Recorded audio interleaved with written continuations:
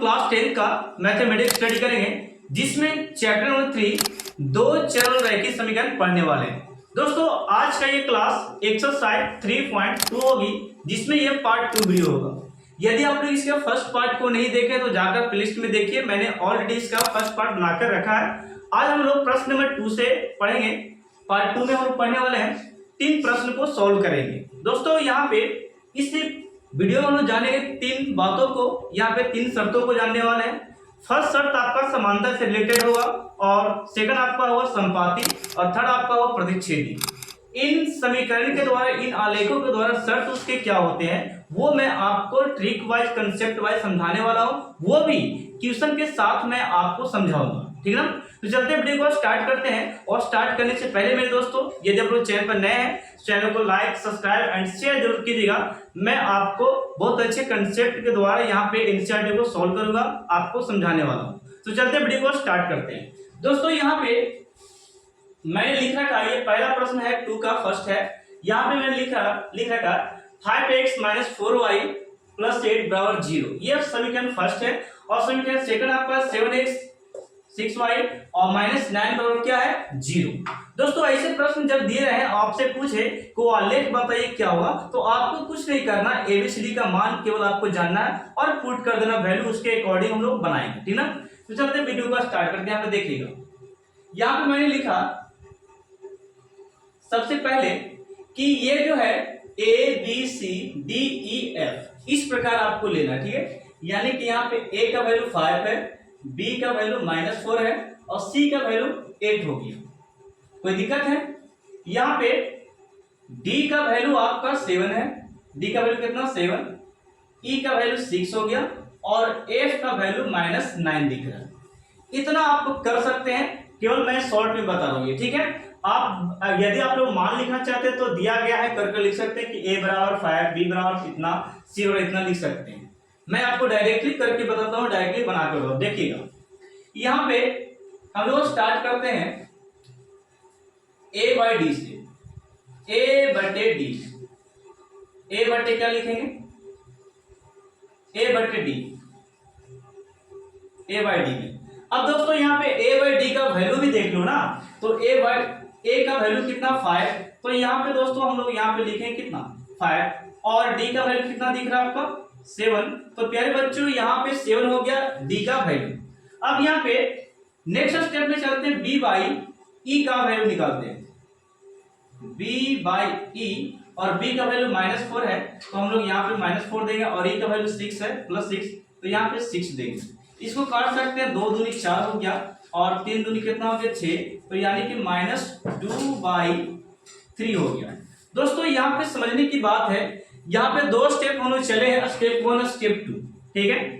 Step 2 और step 1 में देखते हैं तो दोनों ये जो नंबर है भिन्न में जो आया परिमेय में, ये बराबर नहीं है। यानी कि ये और ये जो भिन्न है बराबर नहीं आया, यानी कि पहला और दूसरा जो बराबर नहीं आवे, तो हम लोग तीसरा की ओर नहीं बढ़ेंगे। यानी कि तीसरा आपका C/F जो निकालना है, इसमें हम लोग नहीं चलेंगे। क्यों नहीं चलेंगे? क्योंकि फर्स्ट और सेकंड बराबर हुए नहीं क्या, तो थर्ड में जाके क्या फायदा। क्योंकि ये अगर 2 बराबर नहीं हुआ तो यहाँ से एक शर्त बनता है। यदि बराबर नहीं होते क्या होगा, एक शर्त बनता है, एक फार्मूला बनता है, वो मैं बताता हूं। देखिएगा यहां लिखेंगे शर्त के लिए, शर्त के लिए लिखते हैं तो यहां पे A/D does not equal B/E, यानी कि सर जी A/D और B/E जो है बराबर नहीं है। देख लीजिए सामने है 5/7 और 2/3 बराबर है नहीं है, इसलिए यह शर्त आपको ये वाला इसका मान, ये वाला इसका मान यहाँ पे लिखा है। और जब शर्त ऐसा है दोस्तों, जब शर्त ऐसा रहे तो आप यहाँ पे समीकरण दे सकते हैं मेरे प्यारे बच्चों, समीकरण आलेख आप दे सकते हैं। तो यहाँ पे लिखेंगे, आलेख आपसे पूछा गया है, आलेख क्या होगा, तो लिखेंगे दोस्तों आलेख आपका जो होगा, आलेख आपका होगा प्रतिच्छेदी। यानी कि क्या लिखेंगे आंसर, प्रतिच्छेदी। आलेख आपका होगा प्रतिच्छेदी। ऐसे शर्तों के आलेख हम लोग क्या लिख दिए, प्रतिच्छेदी। याद रखिए, आप लोग समझ गए, ये शर्त रहेगा तो हम लोग लिख सकते हैं आलेख क्या है, प्रतिच्छेदी है। चलिए नेक्स्ट क्वेश्चन हम लोग करते हैं। 9x 3y और प्लस कितना हो गया 12। सेकंड सर्कल आपका 18x 6y और 24 है। यहाँ पे हम क्या करेंगे सबसे पहले कि ठीक उसी प्रकार जिस प्रकार हम इसको सोल्व किए a बटे डी में चलते हैं, यानी कि a बटे डी सर जी। तो a का वैल्यू 9 है बच्चों और d का वैल्यू 18 है, जो कि आप लोग देख पा रहे हैं। इसको काट सकते हैं बड़ा ही इजीली, 9 दूनी 18, यानी कि बच्चे ये ऊपर में 1 और नीचे में कितना बच गया 2। इतना समझ चुके हैं। देन आपका है ये जो आपका वैल्यू है, सॉरी यहाँ पे मैंने लिखना भूल गया, a b और ये c और ये हो गया d और ये e और f, यानी कि d का वैल्यू 18, e का वैल्यू 6 और f का वैल्यू 24। a का वैल्यू कितना 9, b का वैल्यू इतना, c का वैल्यू, ठीक है। तो चलते हैं हम लोग निकालते हैं b बटा e को। तो हम लोग लिखेंगे बच्चों यहाँ पे b बाई e। b का वैल्यू कितना 3, तो ऊपर में हम लोग 3 लिखेंगे और e का वैल्यू कितना है 6। इसको काट सकते हैं 1 बाई कितना हो गया 2, 1 बाई 2।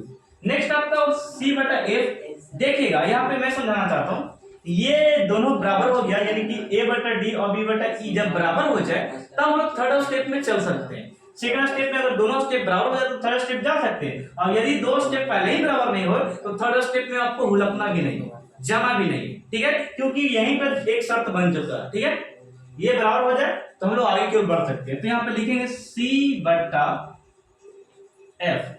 c का वैल्यू दोस्तों 12 है, तो हम लोग यहाँ पे 12 बैठाएंगे और f का वैल्यू दोस्तों यहाँ पे कितना दिया है 24। इसको बड़े प्यार से आप काट सकते हैं कि सर जी ये काट के आ गया 1/2।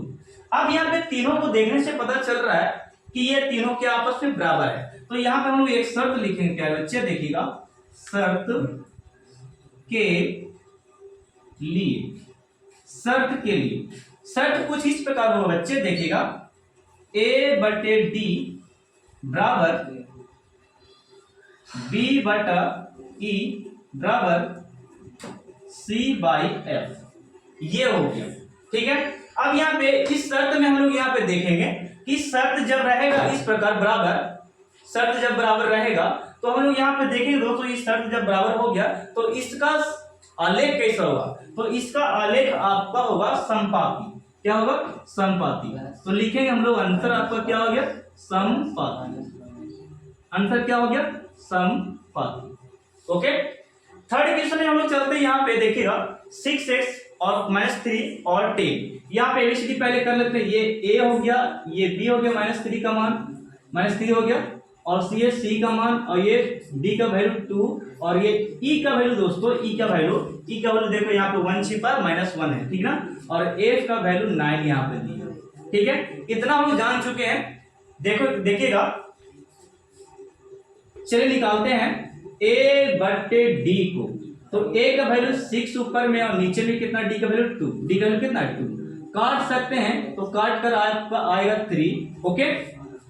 देख लीजिए अब यहाँ पे b बटा e, यानी कि b का वैल्यू ऊपर में -3, b का वैल्यू कितना -3, और e का वैल्यू -1, यानी कि ये वाला देख रहा है ये छिपा हुआ, ये 1 है b का वैल्यू, ठीक है। तो ये माइनस माइनस कैंसिल हो गया, यानी कि 1 में किसी नंबर से भाग देते हैं, 1 में यदि किसी नंबर से भाग देंगे तो वही नंबर चलाता है, यानी कि 1 में 3 से दिए तो कितना आएगा 3। अब देखने से पता चलता है कि ये दोनों बराबर है, ये दोनों बराबर है, तो आगे की ओर बढ़ सकते हैं। तो नेक्स्ट हम लोग निकाल सकते हैं c बाई f।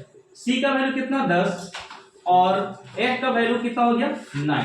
तो अब यहाँ पे देखिए फर्स्ट और सेकंड शर्त, यहाँ पे फर्स्ट और सेकंड बराबर है और थर्ड बराबर नहीं है, तो हम लोग यहाँ पे लिखेंगे शर्त के लिए, शर्त के लिए।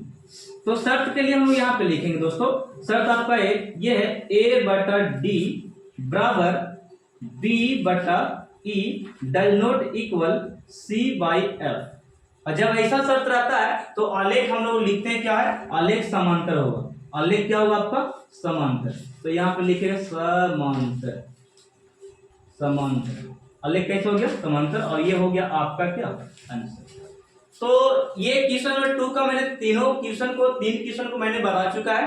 तो ये हम लोग पार्ट 2 में यहीं तक रह देते हैं। पार्ट 3 में आपको मैं लेके आऊंगा प्रश्न नंबर 3 से, ठीक है। ये प्रश्न नंबर 2 का बस इतना ही तक, 10 या 12 मिनट का वीडियो हो चुका होगा, तो ज्यादा लॉन्ग हम लोग नहीं करेंगे। तो पार्ट 3 आपका आएगा क्वेश्चन नंबर 3 से, ठीक है। तो तब तक के लिए बाय। आप लोग इसे स्क्रीनशॉट ले सकते हैं, इसे आप स्क्रीनशॉट ले लीजिए।